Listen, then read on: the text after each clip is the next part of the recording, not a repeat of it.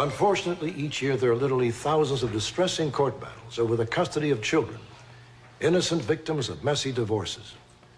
Our next story is a very unusual custody case, leaving a young girl and a boy as the pawns in a tragic confrontation and the victims of an unsolved mystery. Perhaps you can help find a happy ending to their story.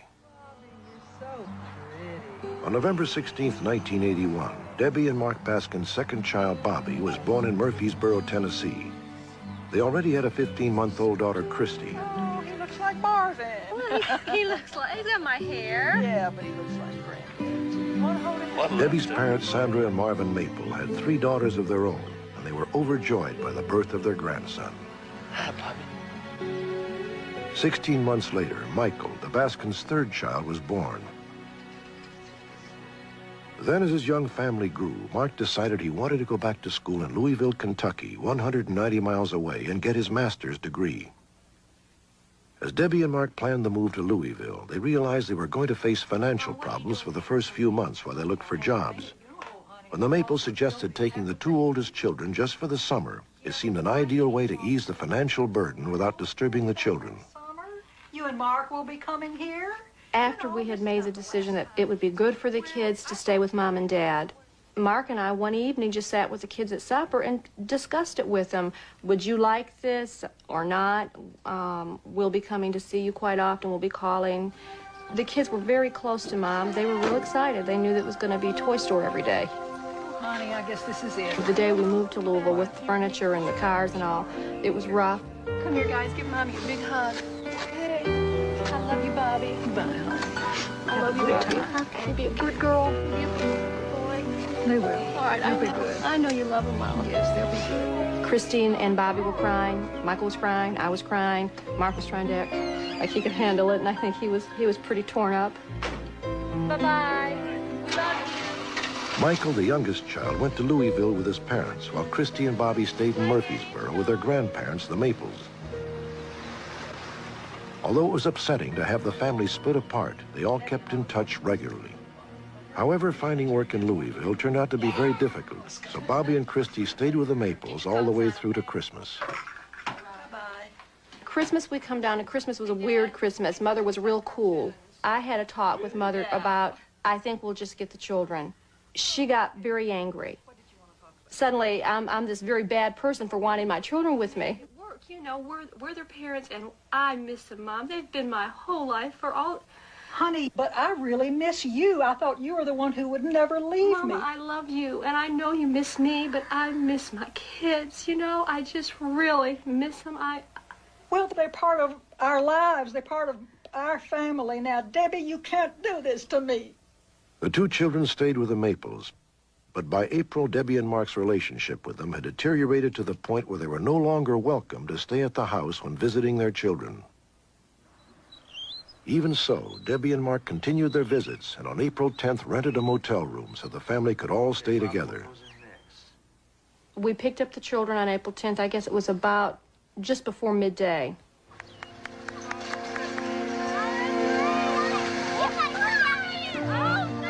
The kids began to relax as they were with us and laughing and having a good time. We had a very good time that day.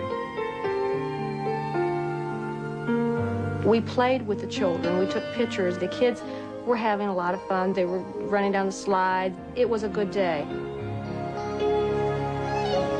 The visit in April was the first time the kids acted like something was wrong.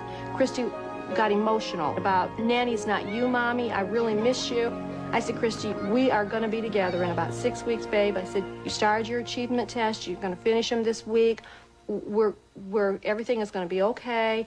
And I asked her at that day, I said, has something happened? And she kept telling me, no, no.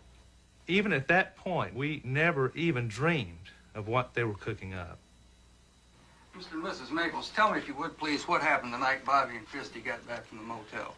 Oh, they were terribly upset. A month later, on May 5th, the Maples tried to gain control of the children. They petitioned for custody of Bobby and Christi before Judge Robert Corlew in his chambers. It wasn't until the next morning that they told us about the terrible things both their parents had done to them the night before in the motel room.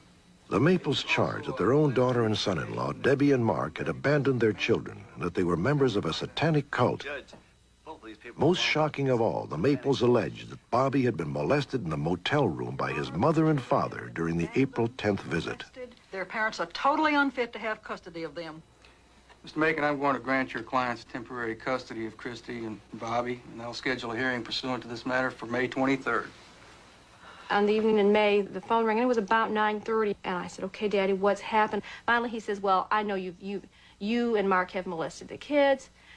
I think I literally dropped the phone on the floor, and I ran to the bathroom. I was sick. What was amazing to me was that a middle-aged couple were able to walk into a judge's chambers without any proof, without that judge even talking to us or the children, and take our rights away as parents. And that order was signed by Judge Corlew. And I hold him responsible for a lot that's gone on. This was the type of case where the abusers, whomever they were, or alleged abusers, certainly needed to be removed from the children, at least temporarily, while the investigation could continue. Upon the children's return on Sunday evening, Bobby was hyper and his eyes were... On May 23, 1988, almost 3 weeks after the Maples had brought their charges against Debbie and Mark, the court hearing was held. Mother got up on the stand. She said all this stuff. There was no emotion. Daddy gets up there, and he perjured himself. The judge kept saying, "I'm going to hold somebody in contempt of court," and he never held a soul. That's what was killing me. Not, you know, the testimony was bizarre. Therefore, it is the decision of the court that it is in the best interest of the children and the public that Bobby and Christi Baskin be placed in the temporary custody, care, and control of Marvin and Sandra Maple until an investigation into the charges can be completed. Court stands adjourned. As we walked away from the courtroom that day, I felt very empty. I felt like we had lost our rights as parents for Christi and Bobby. I felt like a victim. I felt like the system was not working for us. We felt so helpless.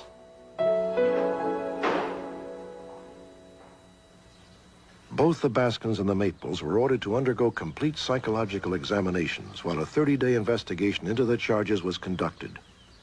During this time, the Maples' custody of Bobby and Christi was extended. The Baskins retained custody of Michael. We said, okay, you know, if we're guilty of this, then why are you letting Michael stay with us? Oh, we're, you know, obviously nobody was concerned about Michael. There's so many inconsistencies with this case, and we're the whole time saying, please, just at least consider our side of the story, and no one would. Our rights, our opinions, our fears were never taken seriously by this court system. Hi. Hi. Are you Bobby? Yes. Would you like to have a seat for me, please? My name's Anita, and I work for the police department. As part of the ongoing investigation, Murfreesboro Police Detective Anita Flagg was asked to help determine if Bobby's stories about being sexually abused by his parents were true.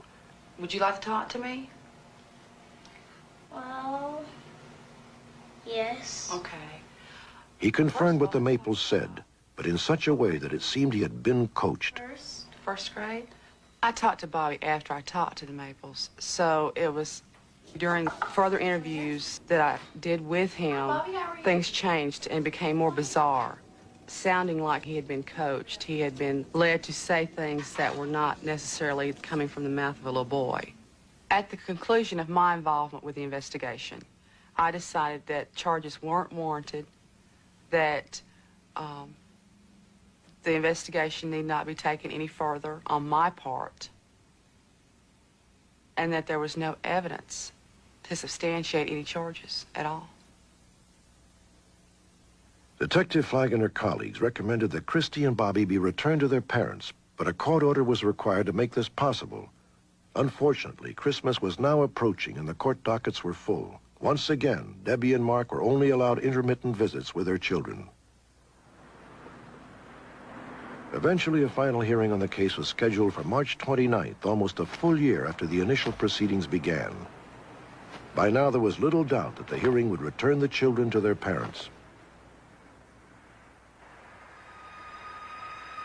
19 days before the hearing, court guardian Karen Hornsby telephoned the Maples to confirm a scheduled visitation for the children with their parents. After she failed to reach the Maples several times, Karen became suspicious and decided to visit the house. I went over to the Maples house to remind them that the visitation was to take place the next day. And at that point, I saw the for sale sign in the yard.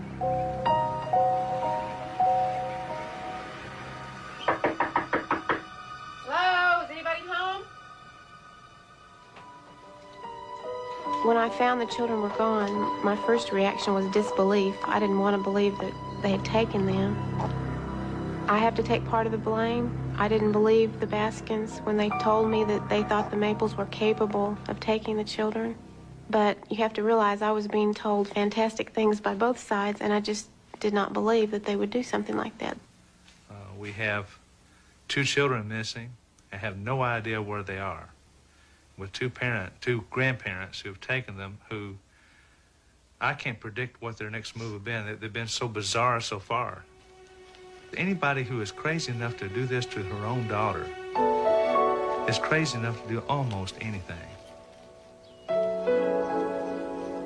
You get up every morning and you think that perhaps this is going to be the day that our FBI agent will call or somebody will call and say, we found the kids. And then it doesn't happen. And you have a little boy who will go to bed at night and say, please don't let Nanny and Stomp come steal me too. And I don't have a family anymore. And my and I don't know if they're alive or if they're dead. They've threatened to kill the kids before they restore them. So it's fear. It's constant fear. So you try most of your time to, sometimes when people ask you how many children you have, I want to say, Michael. So I don't have to even deal with it. But it's always there. The fact that my parents have stolen my children, it wasn't good enough just to kidnap them. They had to destroy any love the children had for me by making them think I was some kind of a monster. I'd like to add that just an appeal to the audience. Please, if you see anyone who even resembles these people, to contact the authorities, because we absolutely have no hope of finding them unless someone comes forward. There are no leads. Our only chance is this program at this point.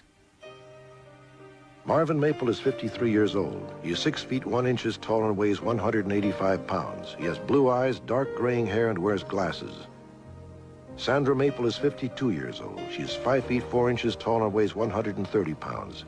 Sandra has blue eyes and brown hair. Christi Baskin is 9 years old. She is 4 feet 5 inches tall and weighs about 70 pounds. Christi has blue eyes and sandy-colored hair. Bobby Baskin is 8 years old. He is 4 feet 3 inches tall and weighs about 80 pounds. Bobby has blue eyes and brown hair. These home movies were taken 2 months before the children were kidnapped by their grandparents. On March 13th, 1989, formal kidnapping charges were filed against the Maples. And on March 29th, the court order finally granted custody of the children to Debbie and Mark, 6 weeks after the children disappeared. Debbie and Mark have been cleared of all charges, including child molesting and abandonment. Police have received letters from the Maples postmarked in Boston and believe they may have crossed the border into Canada. It is possible they are still traveling together, or Sandra and Marvin may have split up, each taking a child. If you have any information about these 4 people, please contact the FBI, the Rutherford County Sheriff's Department in Murfreesboro, Tennessee, or call our toll-free number, 1-800-876-5353.